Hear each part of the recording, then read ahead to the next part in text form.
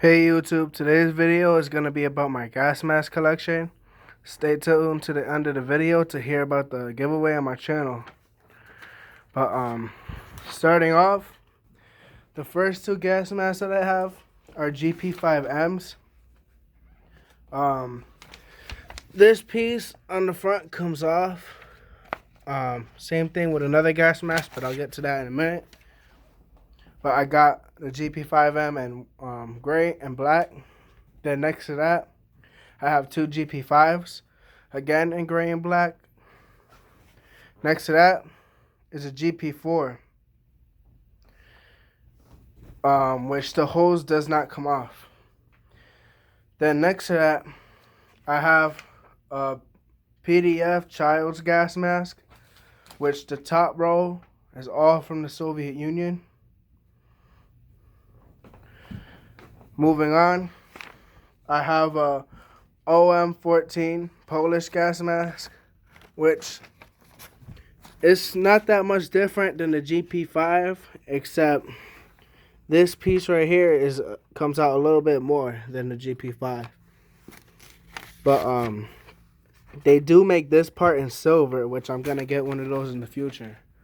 But right now it's good enough.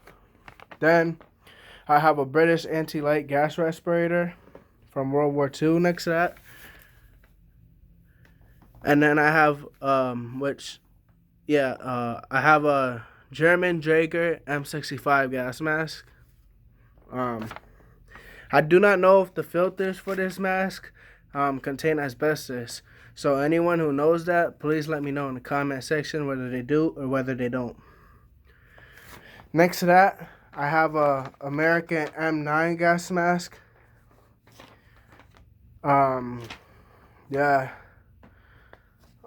That's a good gas mask you can still use today. Don't use a filter, it contains asbestos. But you can get a 60 to 40 millimeter converter, and it would work just fine. Then next to that, I have a GP7, which there's two names for it, but I can't remember the second name for it off the top of my head. But this is just the military style GP7, and then there's a civilian version with the rounded lenses. But I plan on getting one of those, but I already ordered one and I got ripped off of eBay for it. So yeah, I'm gonna wait a while before I order another one. Then next to that, I have a PBF cheek filter gas mask. That's actually an excellent mask if it wasn't a cheek filter. I don't know if these filters contain asbestos, but it's a Soviet gas mask, so I wouldn't use it. I wouldn't risk it. But if you do, that's your choice.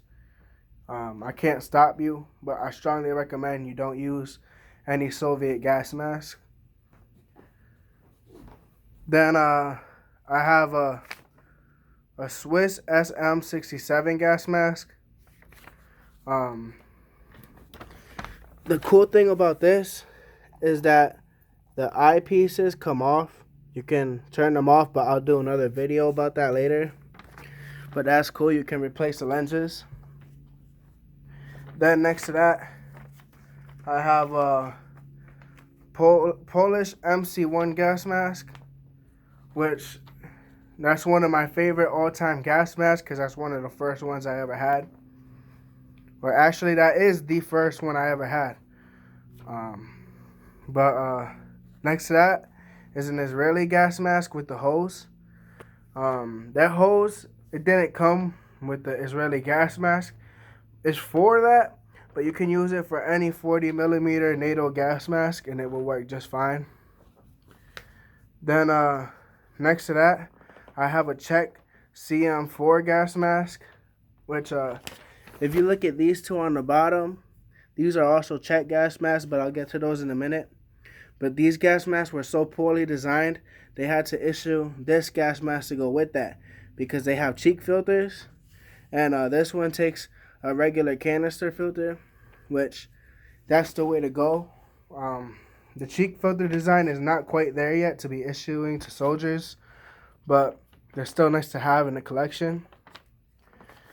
Then I have a sniper gas mask next to that, which you can use binoculars, sniper sights, anything that requires you to look through something.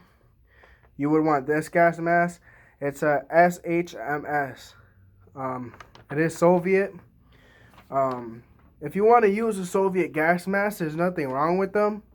But if you see the Israeli gas mask that I have on it, or not, excuse me, Israeli gas mask filter, the cap that comes with it, it has a rubber washer inside of it, which if you put that into this part right here, which I'll do a video on it later, but it makes it safe and it makes it airtight because these have different threads. But I would use this one because it's the only one that allows you to look through a sniper scope easily. Next to that, which I think is still in service with the U.S. Army, it's a M40 gas mask. That's actually my favorite one. That's what I would use if something actually happened. But yeah, I think it's one of the more cooler ones, which it actually is a double mask because the first part of it that they made isn't NBC proof, I should say. So they had to make a mask to go on top of the mask. But it's really weird. I don't know why they did it like that. But hey, countries do weird stuff all the time. Then I have another World War II gas mask. It's the U.S. non-combatant gas mask. I have two of them, but my friend cracked the lens on the other one. But this one's in perfect condition. Then I have a M1 gas mask next to that. That's Yugoslavian. The filter contains asbestos. Any 60 millimeter or Soviet filters contain asbestos. I would just ditch that filter. I wouldn't even try with it. Then next to that, I have a Czech M10 gas mask. I think they look really cool, but being a cheek filter gas mask, I wouldn't trust my life with it. And then the last one I have is a Czech M10M. The only difference between the two is this one has a drinking tube and that one doesn't. But yeah, that's my gas mask collection. I plan on getting more gas masks for the channel, but I gotta get more money first because there's a whole bunch of things that I want to do at one time, but requires money. But I am giving away a gas mask on this channel. I'm giving away a great GP5 gas mask. So all you gotta do is like the video, subscribe to the channel, and comment "pick me" in the comment section below.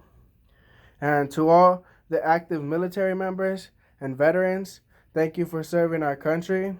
And to everyone, have a great day.